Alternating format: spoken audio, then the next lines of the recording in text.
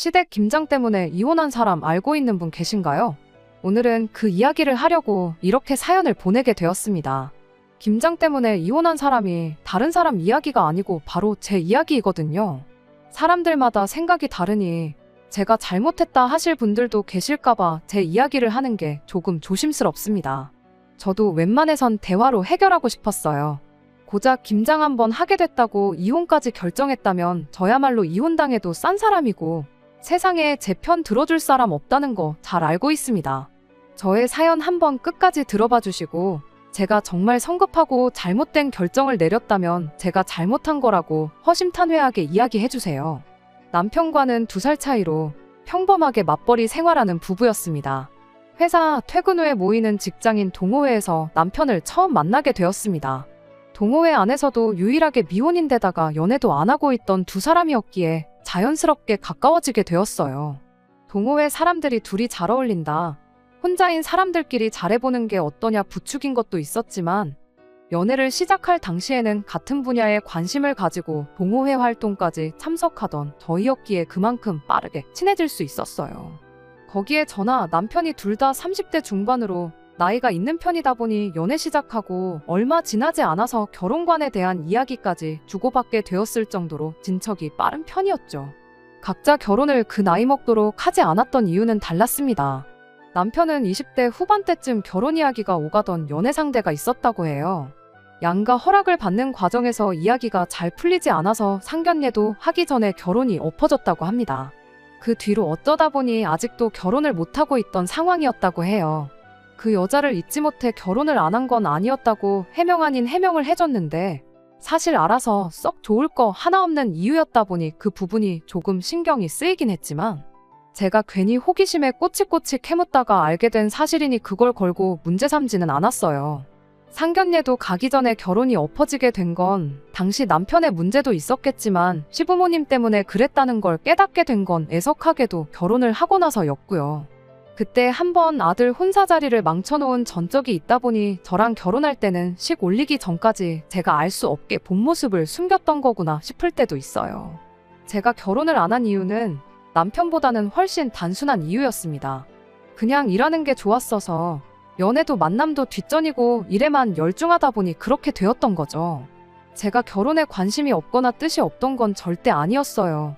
친정어머니께서도 제가 결혼만 한다면 아들한테 해주는 것보다 사위한테 훨씬 더 잘해주겠다 하실 정도로 제 결혼을 바라고 계셨고 저 또한 그런 저희 어머니 기대를 저버리고 싶은 마음은 없었어요.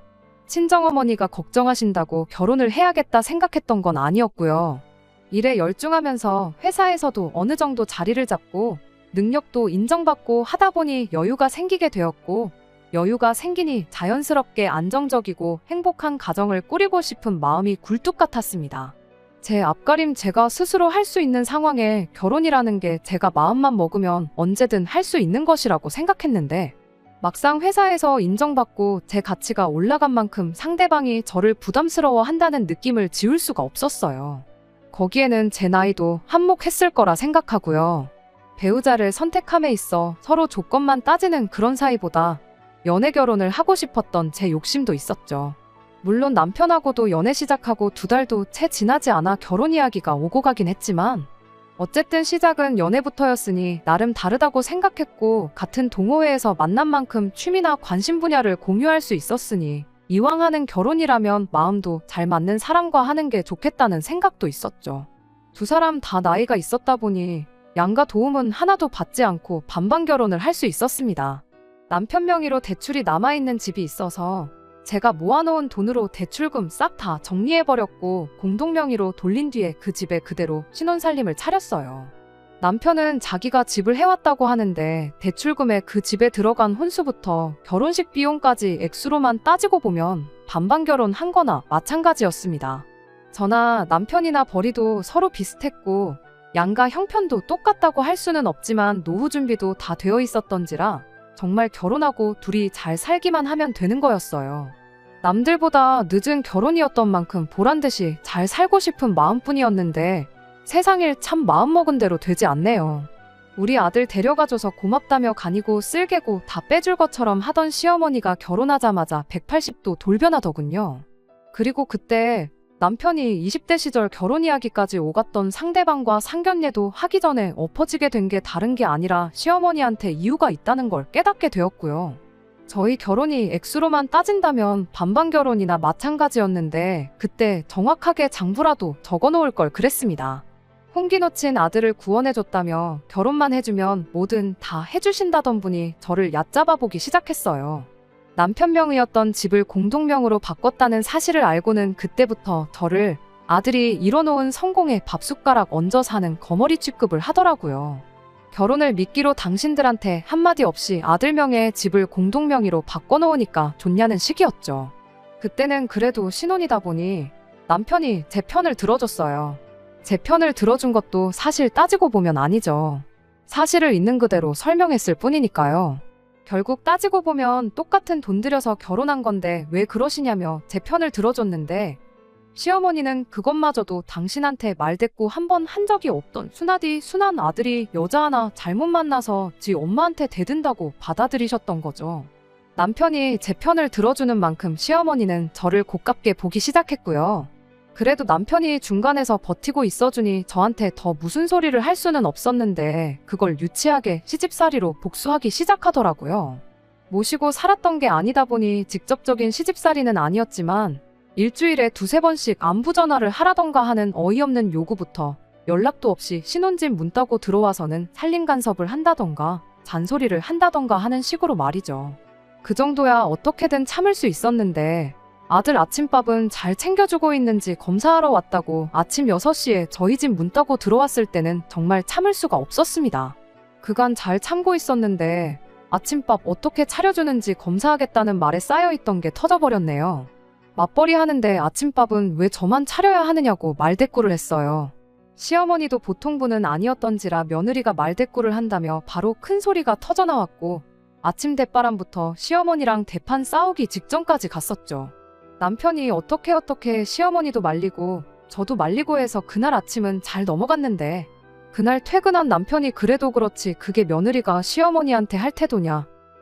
엄마가 틀린 말 한 것도 아닌데 뭐가 그렇게 불만이냐며 저한테 한마디 하더라고요. 출근 늦을까봐 자기가 나서서 말렸던 거지 그게 아니었으면 시어머니한테 욕 한 사발 먹게 내버려 뒀을 거라고 하는 겁니다. 저는 아침 안 챙겨 먹어도 그만인 사람이에요. 실제로 결혼하고 나서 남편이 아침 안 먹고 나가면 힘이 안 난다고 해서 몇 번 차려주긴 했는데 밥상 다 차려놨다고 해서 저도 같이 밥을 먹거나 한 건 아니었거든요.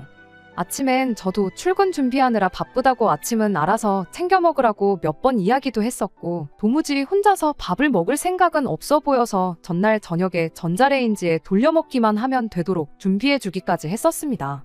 전자레인지에 돌리기만 하게 준비해준 것만 해도 감지덕지 해야 할 사람이 아침밥은 당연히 내가 차려주는 거고 시어머니 말이 틀린 게 없다고 엄마 편을 들고 있으니 엄청 서운하더라고요.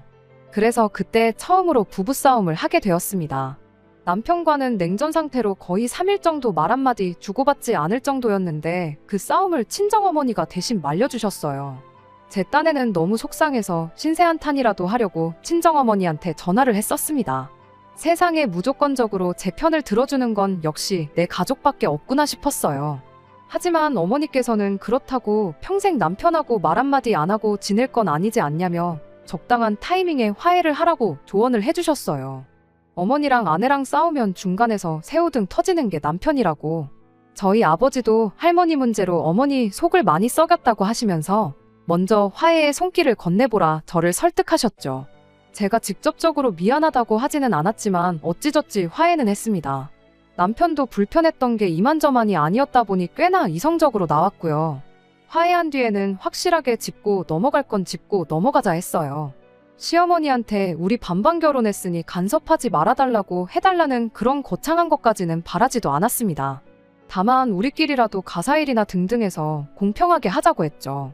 제가 아침밥을 차려주는 만큼 남편도 집 청소라든지 빨래라든지 하는 다른 일들을 도맡아서 하는 식으로 말이죠. 남편도 흔쾌히 그러겠다 했고요.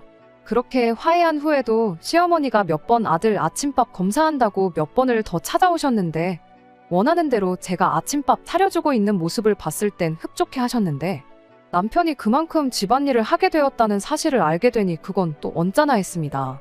그리고 나선 결혼 후 맞는 첫 명절에는 집안 제사를 부활시키더군요.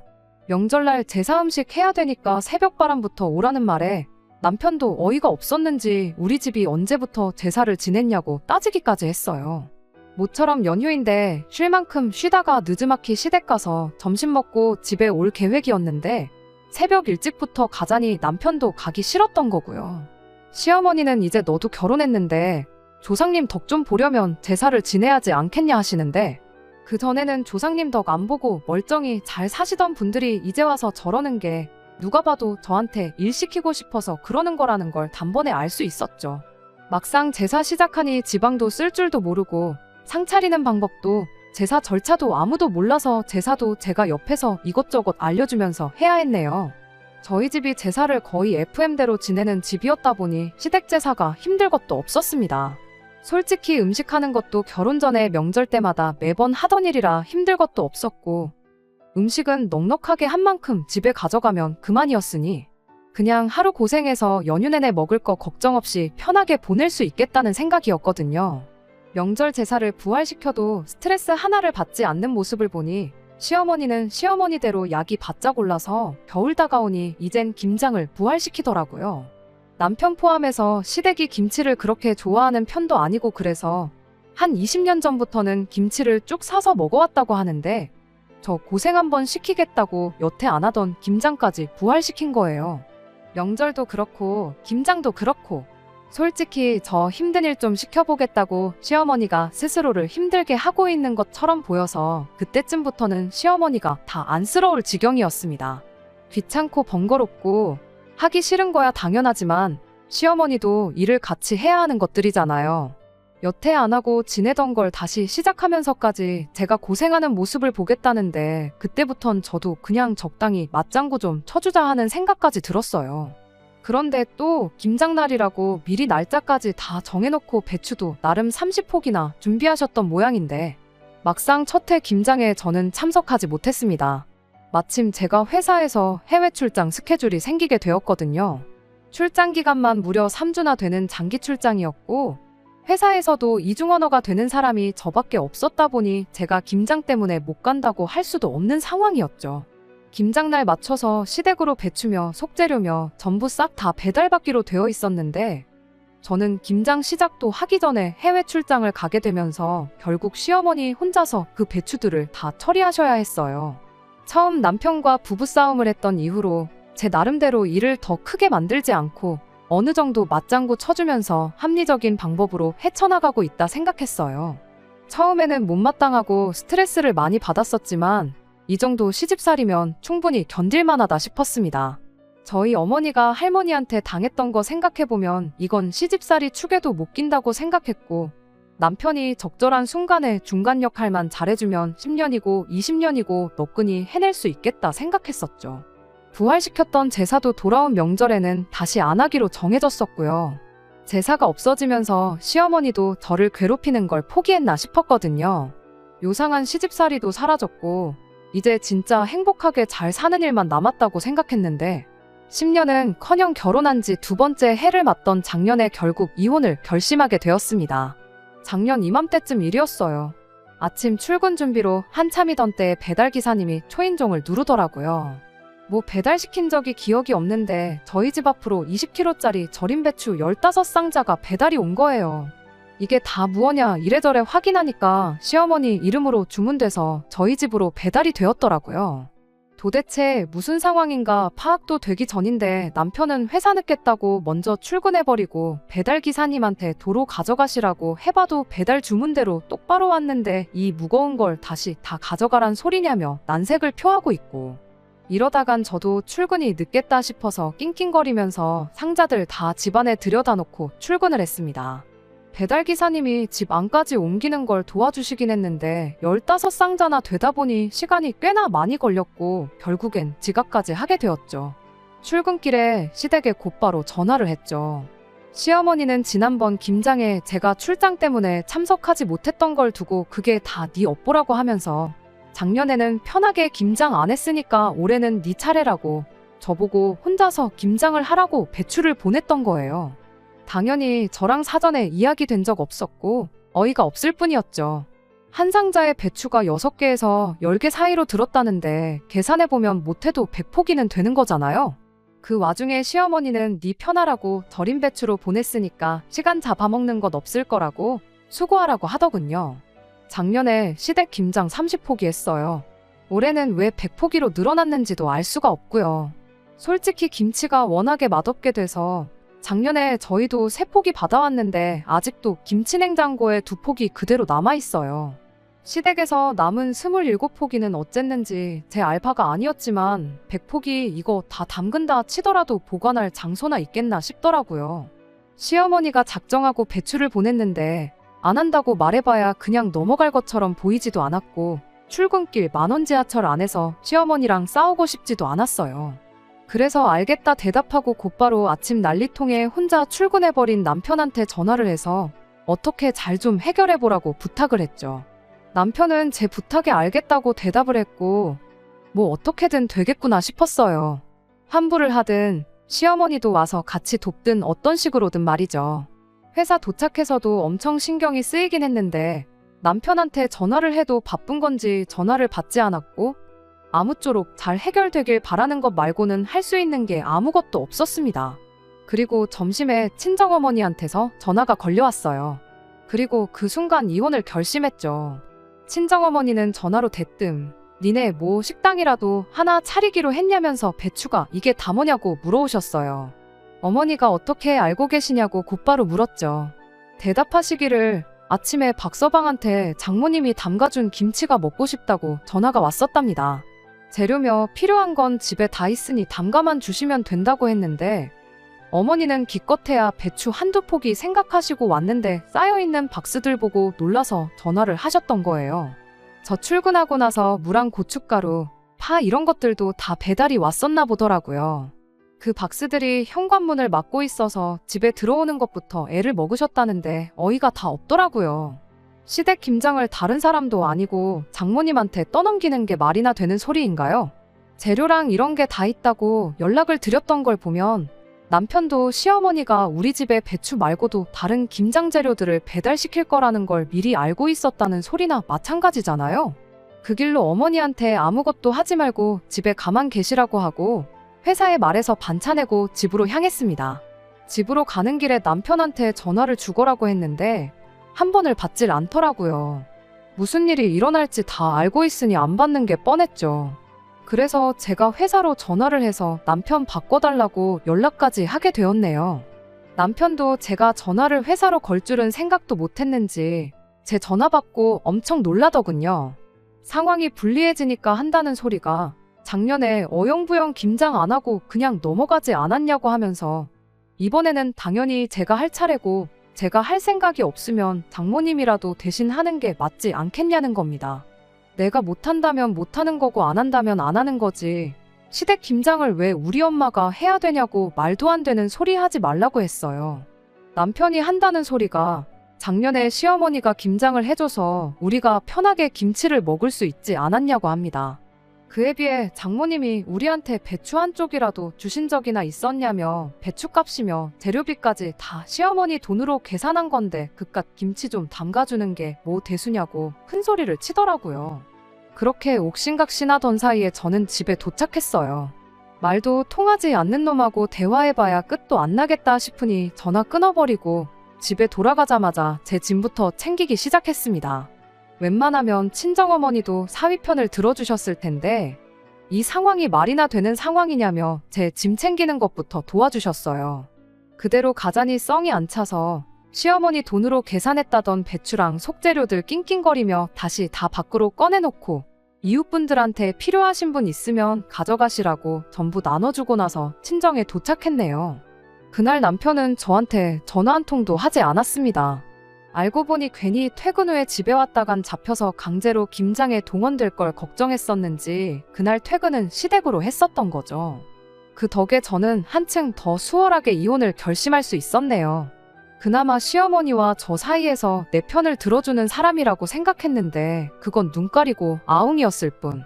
자기 엄마가 며느리 기강 잡기 위해서라면 장모님한테 시댁 김장을 대신 하라고 시킬 정도로 팔이 안으로 굽어있는 사람이라고는 제가 생각도 못했던 거죠. 그리고 그런 사람의 어디 뭐를 보고 이걸 용서해주고 넘어가겠어요? 다다음 날이 되어서야 제가 김장 재료들은 다 이웃들 나눠줬고 저는 짐 싸서 친정가 있는 걸 알게 된 남편이 그제서야 상황이 걷잡을 수 없게 되었다는 걸 느꼈는지 사과를 해왔는데 하루 늦은 덕분에 저는 오만정이 다 떨어져서 이미 이혼을 결심한 상황이었어요.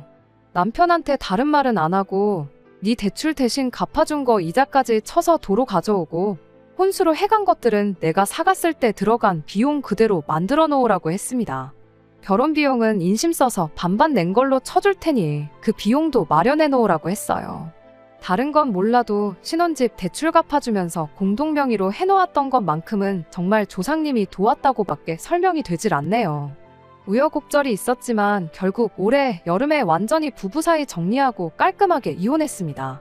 그 와중에 배추값이랑 김치 재료값 타령하는 시어머니 보니까 저는 어떻게든 그냥 넘어가지 않고 빨리 이혼해버린 걸 정말 잘했다는 생각뿐이에요. 그 아끼는 아들, 20대 때는 결혼 상대랑 파혼까지 시키더니 30대 때는 이혼까지 시킨 대단한 시어머니입니다. 물론 시어머니 혼자만의 잘못은 아니죠. 그 나이 먹도록 똥오줌 못 가리고 무작정 엄마 편 들고 있는 남편도 잘못이 있어요. 그러니 앞으로 어떻게 살든 관심 하나 없습니다. 그래도 아무쪼록 이 이혼을 계기로 엄마 편 들어봤자 자기 인생에 도움될 거 하나도 없다는 것 정도는 배웠으면 싶네요. 그렇지 않으면 남편의 미래에 기다리고 있는 건 또 한 번에 파혼이나 이혼이 될 거라는 건 안 봐도 뻔한 일이니까 말이죠. 끝까지 들어주셔서 감사합니다. 오늘의 사연은 여기까지입니다. 구독과 좋아요, 알람 설정 부탁드리고 더 좋은 사연으로 다시 찾아뵙겠습니다. 감사합니다.